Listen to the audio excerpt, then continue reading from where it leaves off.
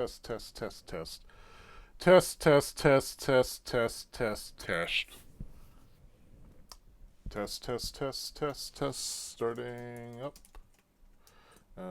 Chat room is Discord chat room.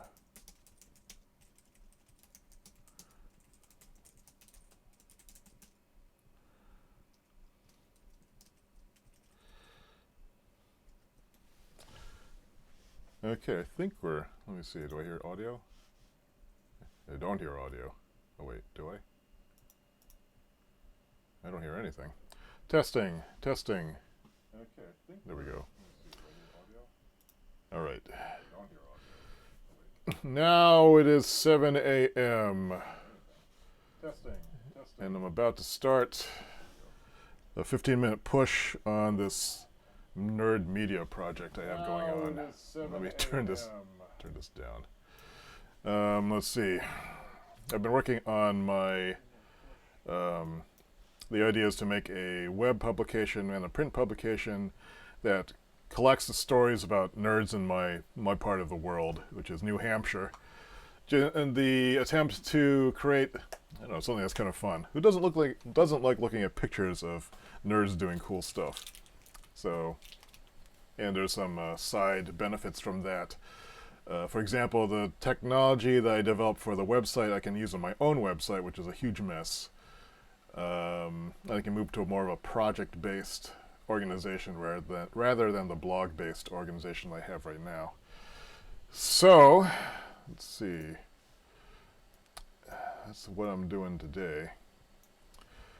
Let's take a look at, see if I can remember where I left off.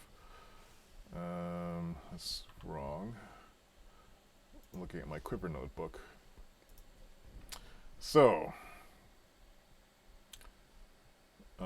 this is what I was working on yesterday for work. Thursday, I reviewed the text. Friday, August 26th, continue reviewing and refining text. And just so I remember what I was doing. A viewer suggested that I have some sort of startup checklist, or that's what I interpreted that person as saying. So I need to launch MAMP. Let me go to a little desktop here. MAMP, where is MAMP? MAMP is the local development web server. And then I want to, now you need to open up a browser window. Oh, I need to start my timer too. Just kind of launching right into it today. There's a lot of things to do. I need to go pick up paint for the living room. Start this timer. Boom. What was I doing here? Oh, I was going to Nerd Local, which is the local development server. It would help if I started the web server though.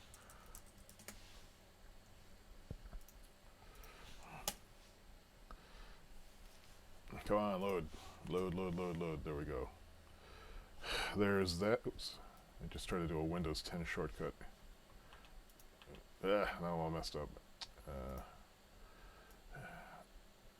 I do like the Windows 10 application snapping thing that happens. Oh wait, no, I want to embiggen that. Then I want to go to Sublime Text, and I want to switch back to this project. And what I want to do then is glue these together. This is pretty cool. This split screen desktop.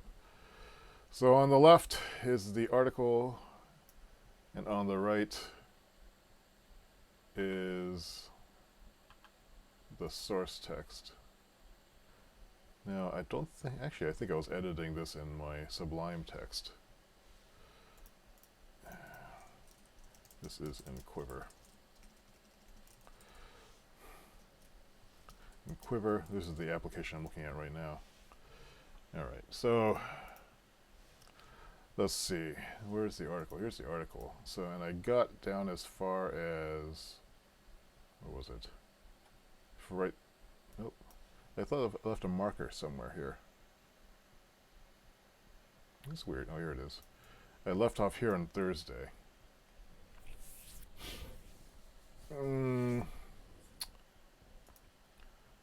So I'm really hungry. Focus. Focus. I bought this box, this wooden box, which is not here right now. The idea is to make like a little focusing chamber so you could look into it and the only thing you could see was inside the chamber. And so that was kind of like a mini meditation room. But that was a distracted thought I had yesterday that might be something kind of cool to make. For one thing, I've always wanted to make boxes because for some reason I like them. And that would be a good excuse to make them. Because make these like customized meditation miniature room diorama things. Could have a lot of interesting ramifications. But I digress. Let me start again. I was breaking down the problem. So I guess I should reread what I wrote here. The average pizza I can get in southern New Hampshire is too thick and saucy for my liking.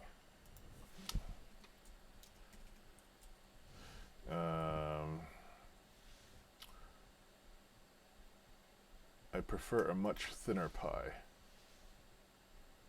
I'm not sure this is what it's called, because I didn't grow up in New York. In New York.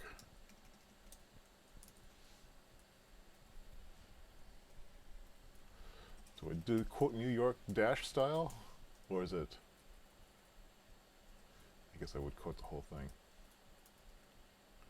Secondly, here's those conveyor belt ovens. I want to put something in about this crust.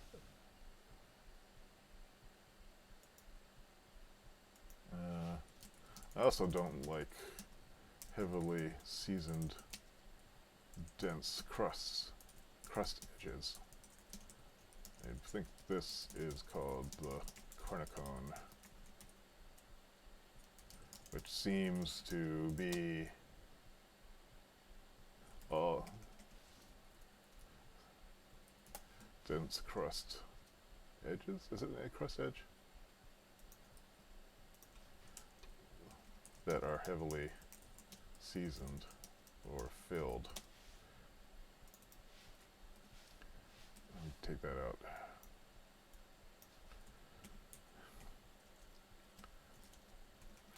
I'm not sure what it is. The crusts I have had in the area all seem to have some kind of additional flavoring, or are too salty.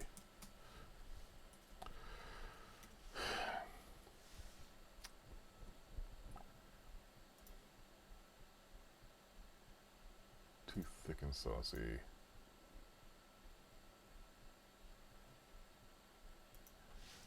Complain, complain, complain. Breaking down the problem. The pizza I want has the following qualities. A thin, chewy crust with good elasticity. A puffy, fragrant crust edge. Crust overall should be thin with an elastic chew. I think I just said that. Should be thin and yet have large air holes and have in the middle, but have large air holes in the edge. There should be good bits of browning on the bottom crust too.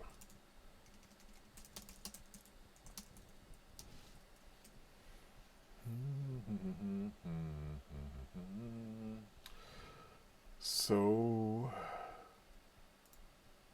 the toppings should be minimal to ensure crisped cooking with not a lot of tomato sauce.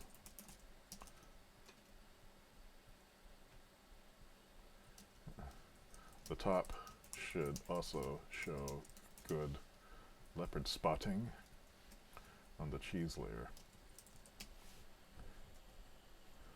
Meat on top.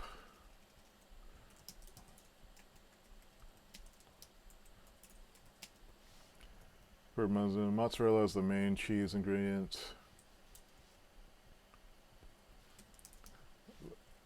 Main cheese. Oh, I actually.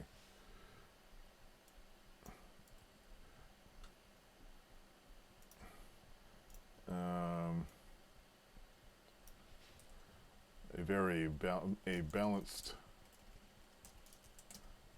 tomato sauce. Not acidic. Again, as little as possible, just to give it enough moisture and tartness against the cheese. I'm getting hungry just writing about it. No, a neutral but delicious base crust.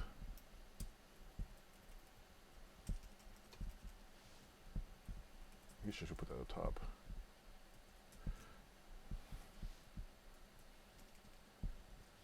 Thin, chewy, with good elasticity. I don't have experience making dough.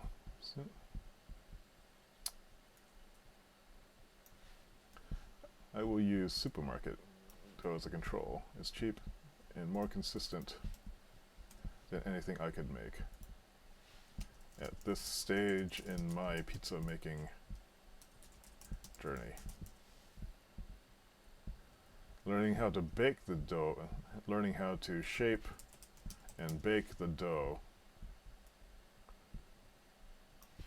is plenty of challenge for now, with a lot of variations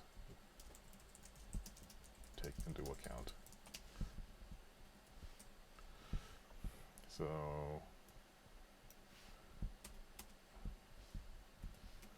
I learned that shaping the dough depends on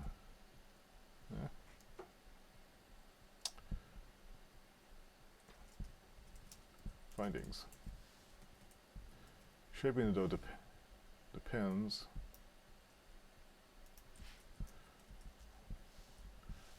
amount of dough, flour width.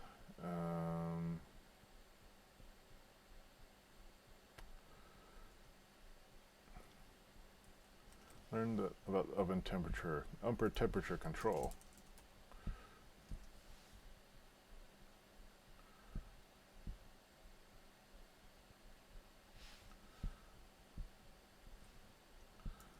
And or not about oven management, oven control, operations.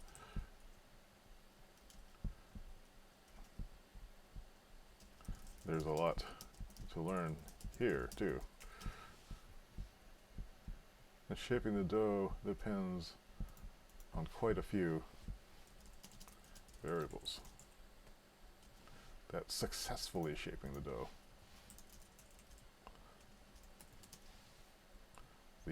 Is it the dough into a pizza disc?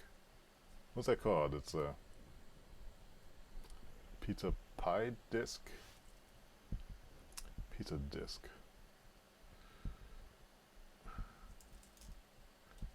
Into a disc, let's say. Disc or disc? Disc, isn't it? Variables. The age of the dough measured after it's mixed determines its flavor profile.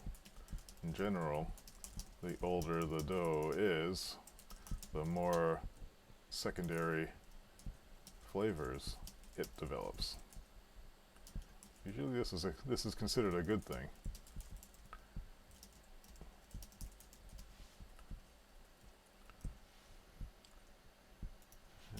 due to yeast activity. I'm not sure how long. Not sure how long this aging can last. Oh, I just heard a noise. Morning. Kitsune Hazard has spoken in the chat room. Hello, Kitsune. How are you this morning? I should try turning on text-to-speech.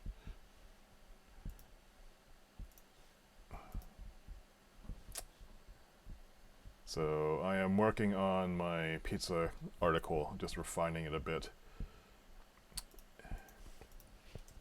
I'm thinking that the stage after this is... wait, did I just screw something up? What are your variables? Kitsune Hazard said doing alright. I have no idea why I'm up this early though. Guess it's lots of things to do today. Huh. Yeah, there are a lot of things to do. I need to work on my Patreon page and figure out the levels of rewards and stuff. Had to work on some code. I don't even want to think about it. I've got a minute and 45 seconds left to work on this thing, and then I'll think about what to do next. I might do a co-working session, a live co-working session to do some coding today. See how that goes. So, let's see. What am I doing here? What kind of flour does it dough with? I'm missing some. I just erased a whole bunch of crap, I think. Let's see if we can get it back.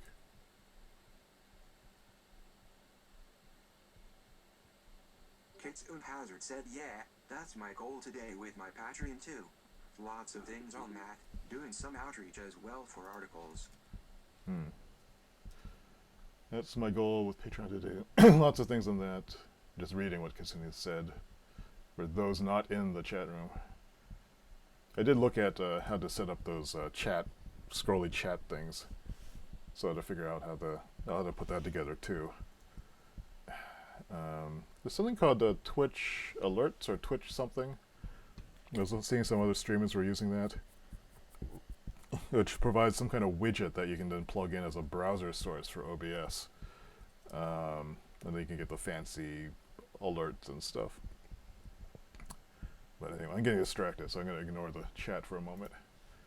Let's see how long this aging can last. The temperature of the dough before you shape it.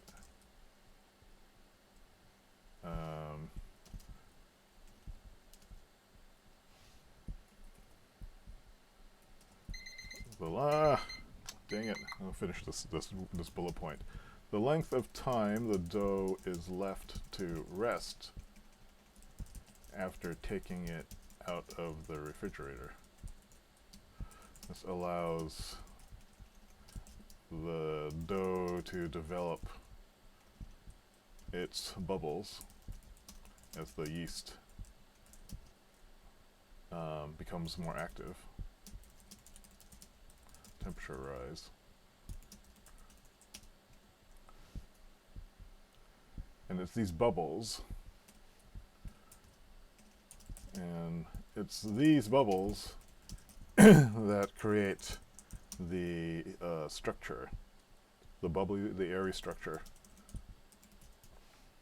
The temperature of the dough before shaping it,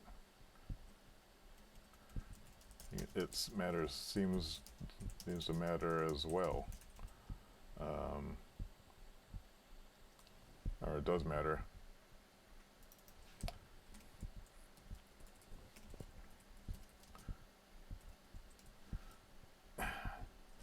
If it's too cold, it won't stretch out.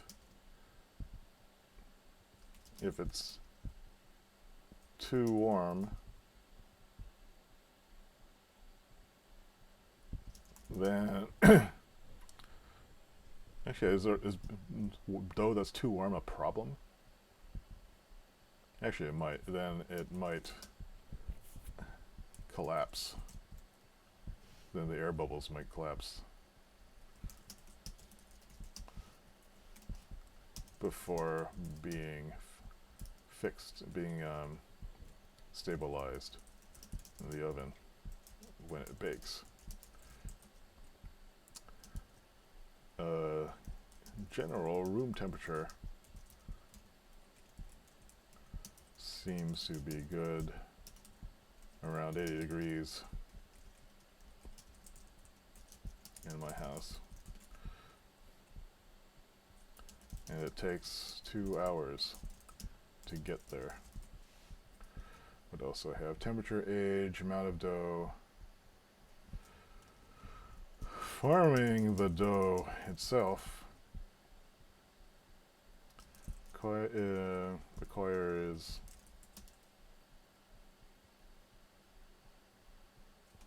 into the disc. Forming the pizza dough into the disc requires some fancy hand moves as well. Instead of rolling the pizza out, I've been hand tossing, which this isn't throwing the pizza up into the air yet.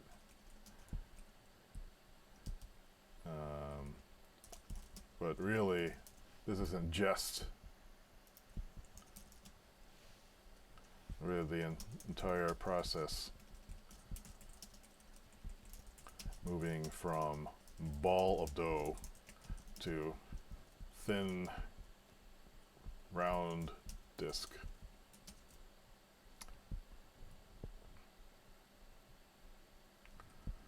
Even the kind of flour you use, the surface matters. You don't want to you want a liberal amount of flour, but so the dough doesn't stick.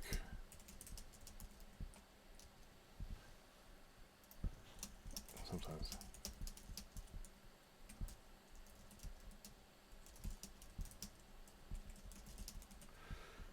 Let's see, what was I?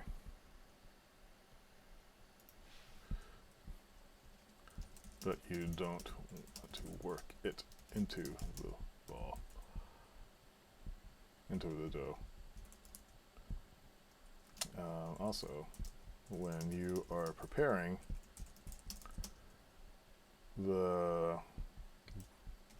is it a pie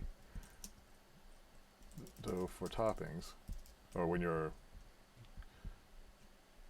toppings, you need to use a use a rougher flour, like corn meal, so the pizza can move around.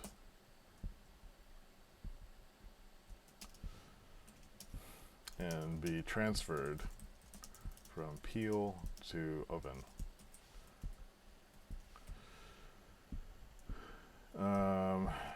As preparing, okay, I finished this section. This is where I left off. This is taking longer than I thought. Now that I think about when I write an article like this, it usually takes me about, this is like usually a 4-hour job, and I'm doing this like about 15 minutes at a time. So this is, if it's 4 hours, 15, that's like 8 days, so 15-minute pushes, which is a long time. I wonder if I can put another hour in on this at some time. But I also don't want to create a situation in which I'm thinking too much about what I'm doing and what I'm not getting done, because there's a lot of things that are on my plate that I want to do.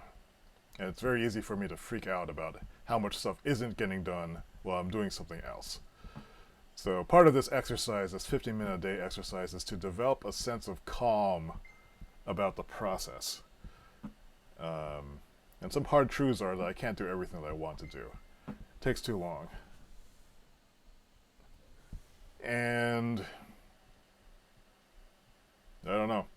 do I have to make some hard choices about what I want to do? I mean, I haven't even looked at my giant to-do list of stuff yet, like in quite some time. If I go to, let me just look at that really quickly. It's been a while. I wonder if it'll even let me log in. Log in,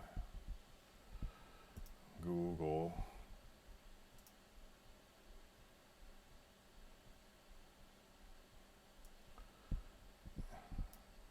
Yeah, this, you can see all my tasks have aged. When's the last time I even looked at this? May 9th.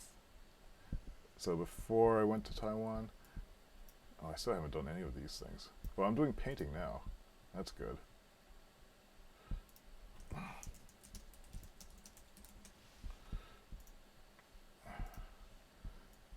Yeah, but there's all these, like, these are like non-essential. Hazard said maybe this is something that could be more of a rolling short list of things that gets updated more frequently. Let's see. Maybe this is something that could be more of a rolling short list of things that gets updated more frequently. What thing are you talking about?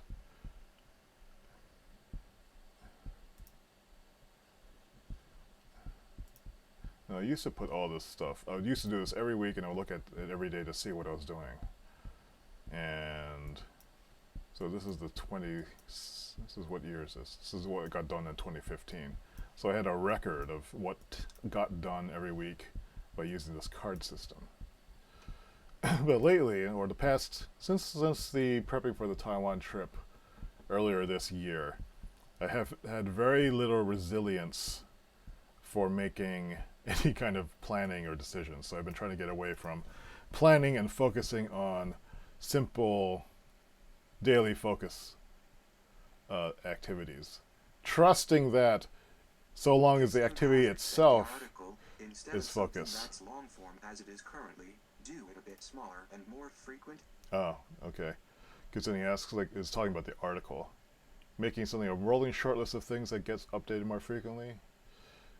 Something that's long form as it is currently. Well, what I was doing with that is I first started making something short, but I realized that to do the actual magazine layout and the website layout, I needed to start, or at least I think I needed to start, from actually like a long form piece. It's easier to come down with a short version after I do the long form version. So once I have the long form version that has everything I think I want in it, then I will be able to, at least I think, break it down into something that's more, you know, I can then pick, I can refactor that piece into a number of things. You know, for example, if I look at the quiver, let me look at the article again.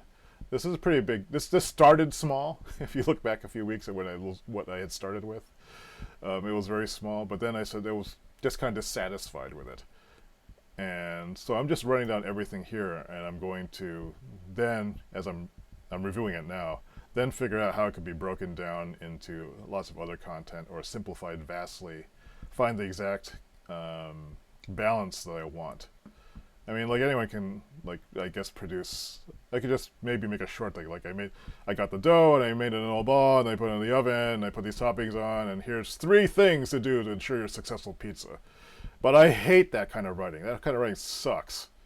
Not anything against people who do that kind of writing, but I don't find shallow articles very interesting. This is a nerd magazine, so we're going to nerd out on this.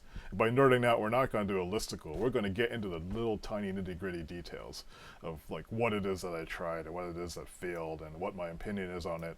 And oh, the opinions are going to come flowing out. So that's the idea behind that. I mean, I guess like given a pop cultural analogy, it might be something like, what did you think of Star Wars: The Force Awakens? The listicle version of it, I liked it. It was good to see. Yeah, it was good to see, the old crew back, and it was an entertaining ride. I enjoyed it. I got my money's worth. Whereas the kind of conversations I want to have about The Force Awakens is, says, is breaking down like one scene, like I don't think Carrie Fisher was really into the role. She seemed a little disconnected from it. What was it? Was how did possibly did she? Why did she hug Ray during that scene? You know, do they even know each other? What does it mean? You know, those are the kind of in-depth things. Okay, Kitsune gets it now. So anyway, yeah, it's not the goal is not to like pump out like easy content. The goal is to create meaty, nerdy content. And so I am writing a meaty, nerdy article, and I will have to figure out how to edit this down. It's an entire learning process for me on an editorial level. But at the same time, the way I'm going to write this is also going to determine the kind of audience that probably that will find this appealing. I mean, the original vision for this was to have kind of something like a Life magazine, which is mostly pictures and no text at all. But I'm finding that I'm finding it really difficult to adhere to that. So maybe by capturing all this stuff, this is maybe source content that could then feed a whole series of articles. You know, someone who has a more Life magazine approach to things might be able to help me figure it out. It could be just as much as like this is what a good crust looks like, and that's the picture, and then it refers to this article on someplace else. It could be my website or it could be on the nerd site.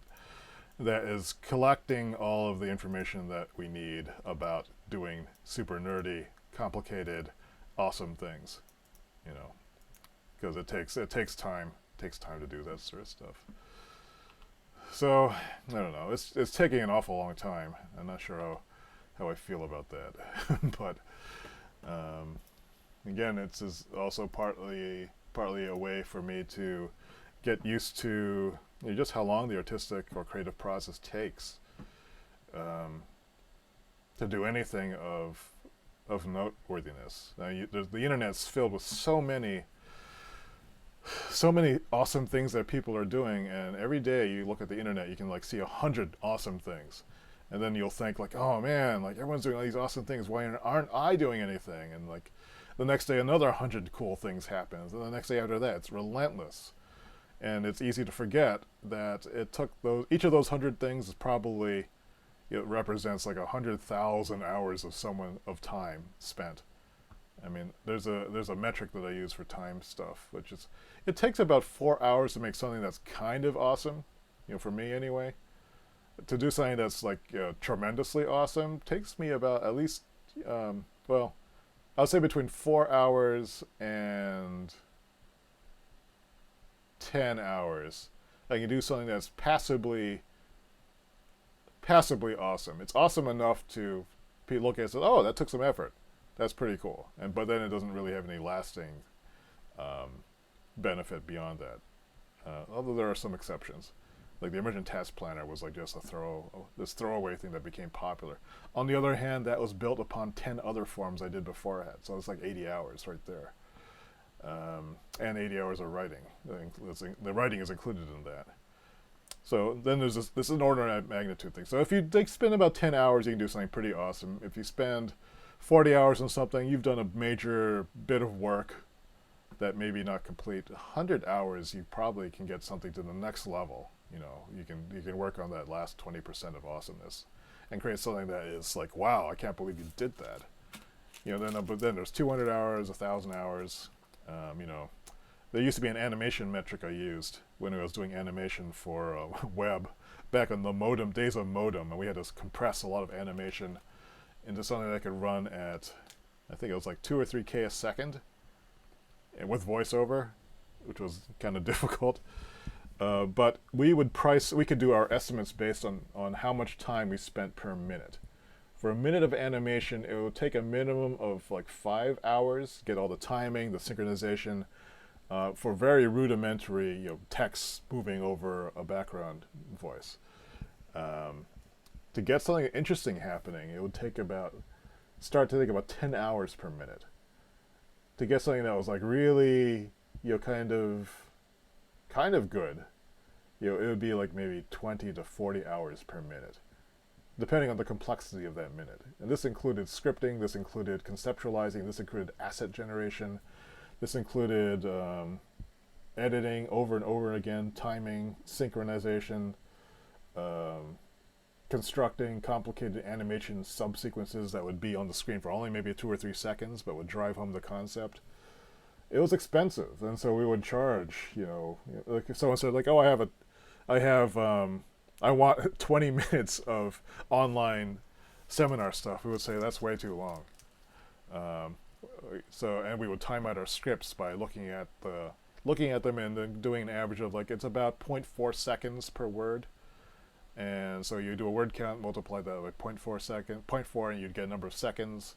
And what we would try to do is we would try to get it down to, like, if you can't get the message down to 2 or 3 minutes, because people with the budgets who weren't counting on how much time it would take, they wouldn't. They would think for $500 they could get 20 minutes, done the way that we would want to do it, but we just didn't do that kind of stuff. But yeah, so the general gist, I'm just kind of rambling now. It takes a long time to do anything of note. Even like when I was doing these index card block things. I don't have one here. A block of wood with a shine on it. Easy to describe. But the research that went into, like, how do you get a nice finish on it? What kind of coating do you use? Is this wood going to work? There's like hours and hours and hours that goes into it. And then there's like sanding. Each block would take maybe 30 minutes to kind of sand down to the quality I wanted, while keeping the edges. And then like there was like a lot of the research material on the internet. It just didn't go into some of the details of how do you make a really fine instrument quality finish. And there's lots of information on the internet. A lot of it's not very good. A lot of it will kind of get you in the ballpark. And it's like good enough. It's kind of like the whole reason why I'm doing this pizza thing. Like, easy to make pizza. It's easy to make something that looks like pizza. A big disc of dough, tomato sauce, cheese toppings, baked until it looks done. But there's very few really, really good pizzas out there. Anyone can fake a pizza like this and call it pizza. And they'll be okay, you'll still eat it. It won't make you throw up. Unless it's really, really bad. But, to get something to that level of refinement that a nerd like myself would be excited by, that shows a mastery of the materials, the process, an understanding of the physiology or the psychology of taste, perhaps, regional preferences, all those elements of the experience which contribute to an elevated sense of living, I suppose. That takes a lot of time. I mean, if I wanted to just like shovel stuff out there, I could just shovel stuff out there, but I would hate myself. This is why I freelance now, because, well, I don't know. Maybe I didn't have what it takes to work in a really high-performing group of people, or I'm too shy to do it. So I've been trying to do it, slug it out myself. It's a interesting balance between wanting to do all the great things and then having the guts to do them. And I'm this stage right now, this week, or I would say maybe 3 weeks ago, I was in a stage where I was just feeling really down on my ability to execute these things. And so I was kind of burned out on trying. So doing this 15 minutes a day has helped me recapture perspective on the process. And I think that's been important to do. But anyway, I've talked long enough. That's kind of where I am right now. And so I got my 15 minutes done. Let me just seal up finalize my continuity log. What did I do? Day 2 of working on the content article. Kitsune Hazard commented, made an observation about shorter. What did she say? Shorter. Rolling link frequently updated. Rolling content with frequent updates.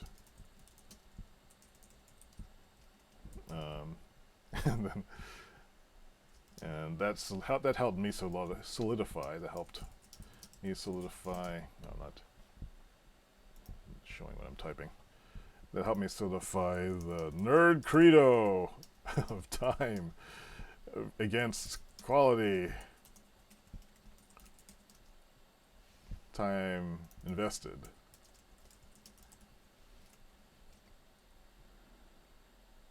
My nerd credo. So, okay. Saturday is tomorrow.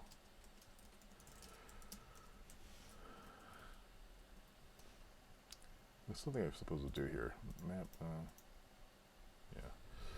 Alright, so tomorrow I guess I'll continue working on this. Like, I'm tempted to switch to something else entirely, but I think practicing the discipline of working on this 15 minutes a day is good for me. And I do want to try to introduce making more 15-minute pushes on more projects every day. I'm a little bit afraid to do so though, because like I'm still, even though I'm feeling pretty good about my productivity and my focus right now, I still feel it's very fragile. I'm not sure why. But I guess the way to find out would be to try doing it. Let me make a note of that. Try 2 things today? Anyway. So I think that's the 15 minutes this morning, which has lasted 45 minutes because I've been like running my mouth. So thanks for watching. Hope you have a good weekend and you get some interesting things done. Stopping the stream in 10 seconds.